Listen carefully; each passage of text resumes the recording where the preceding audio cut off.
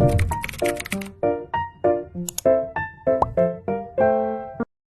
politik ketatanegaraan di Indonesia.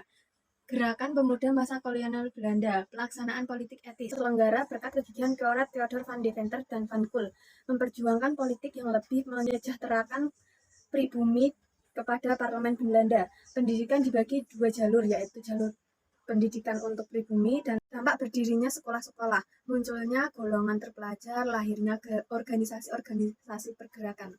Kebangsaan. Beberapa organisasi yang lahir pada masa pergerakan. Budi Utomo. Sikap non-politis yang ditunjukkan oleh organisasi ini membuat Budi Utomo dapat bekerja sama dengan pemerintah Belanda. Serikat Islam, SDI, kemudian berubah nama menjadi Serikat Islam atau SI. SI berkecimpung di bidang politik. Partai Nasional Indonesia didirikan oleh Insinyur Soekarno dengan para anggota kelompok studi klub Bandung. Kependudukan dipelopori oleh orang Belanda yang bernama Baden-Powell, kemudian namanya diganti menjadi Nederlands Indisches Provincies Vereniging atau NIPV.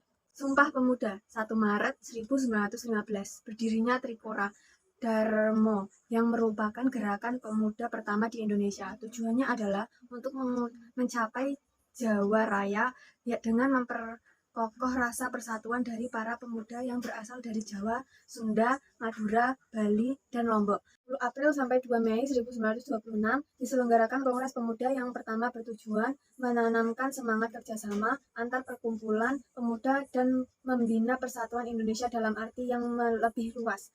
Tanggal 27 sampai 28 Oktober, Kongres Pemuda kedua dilangsungkan bertujuan mempersatukan semua perkumpulan pemuda yang ada saat itu dalam sebuah wadah yang menjunjung tinggi ras persatuan. Inilah dideklarasikan Sumpah Pemuda yang terdiri dari 3 sendi utama persatuan Indonesia, yaitu persatuan tanah air, bangsa, dan bahasa. Tokoh penegak kaum muda dan pemikirannya.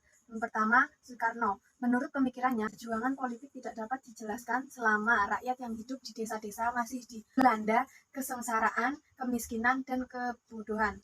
Yang kedua, Samanhudi. Menjadi SDI sebagai organisasi yang bergerak di bidang ekonomi, yang taat asas, dan mengetahui semua peraturan perundang-undangan yang dikeluarkan oleh pemerintah kolonial. Yang ketiga, Tan Malaka. Ketika PKI mengeluarkan pemberontakan terhadap pemerintah Belanda pada 1916, Tan Malaka tidak menyetujui tindakan tersebut.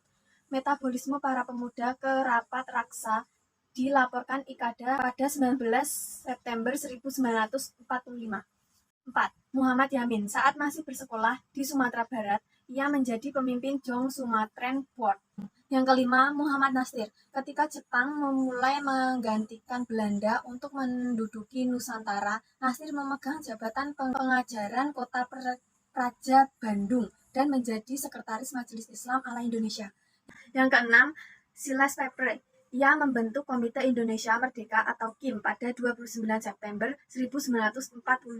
Silas Pepre memberikan andil besar bagi tumbuhnya cinta tanah air dan nasionalisme di Papua.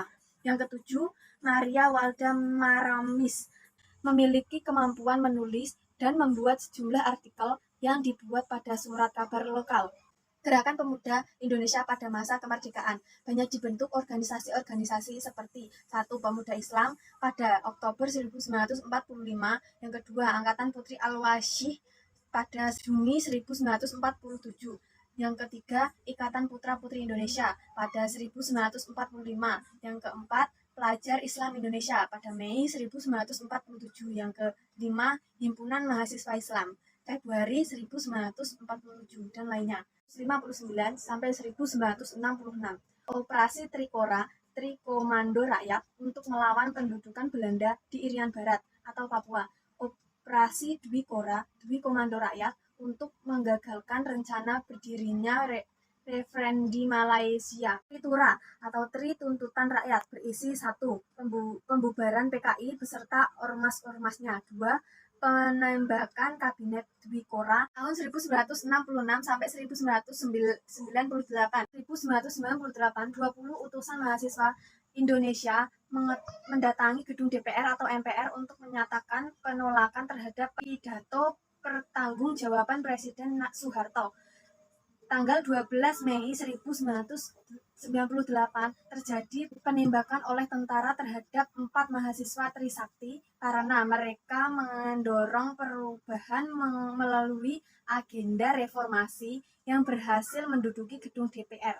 Tahun 1999 sampai sekarang, gerakan mahasiswa dan tokoh mahasiswa berupa mewujudkan reformasi di Indonesia berkat beberapa keberhasilan. Yang pertama, pemilu 1999 diikuti banyak partai. Yang kedua, kebebasan pers dan media. Yang ketiga, kebebasan umat beragama. Yang keempat, pemisahan TNI dan Polri. Yang kelima, upaya menumpaskan KKN. Yang keenam, UU direvisi. Yang ketujuh, pemilu 2004, rakyat memilih langsung.